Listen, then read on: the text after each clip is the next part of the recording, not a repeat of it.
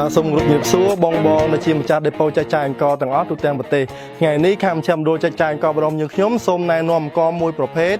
ដែលកំពុងតែចូលស្តុកនៅខាងក្រៅរបស់ខ្ញុំគឺប្រភេទអង្គផ្កាម្លិះ54ប្រភេទពូជស្រូវដែលយើងមិនប្រកាន់រដូវហើយអង្គខាងក្រៅក្នុងនេះដែរគឺជាអង្គដែលកិនចេញពីស្រូវដែលយើងឆ្លុតកាត់តាំងពីដើមខែ1នៃឆ្នាំ2025អញ្ចឹងឥឡូវនេះគឺដល់រដូវកាលដែលខាងខ្ញុំដូចចែកចាយអង្គបរមយើងខ្ញុំគឺយើងបានកិនស្រូវចាស់អាយុ5-6ខែចូលសុកដើម្បីបំពេញតម្រូវការទៅដល់អតិថិជនដែលជាអ្នកចែកចាយអង្គបន្តនៅទូទាំងប្រទេសមិនថាទីក្រុងភ្នំពេញឬក៏ទៅតាមបណ្ដាខេត្តដូច្នេះអង្គដែលយើងកំពុងនៅតម្លាក់នេះគឺយើងបានកិនជាបន្តមកដើម្បីមានស្តុកគ្រប់គ្រាន់សម្រាប់បំពេញតម្រូវការទៅដល់បងប្អូនទាំងអស់មិនឲ្យខ្វះខាតក្នុងស្តុកដែលយើងគិតថាអាយុកាលចាស់ដែលយើងកន្លងមកអត់ទាន់មានអញ្ចឹងយើងដឹងស្រាប់ហើយតើតងប្រភេទអង្គនេះបើសិនជាអាយុថ្មីយើងដាំបាយអត់ទាន់ស្ងួតល្អទេតែឥឡូវនេះគឺអាយុចាប់ពី5-6ខែហើយតាំងពីខែ1មកដល់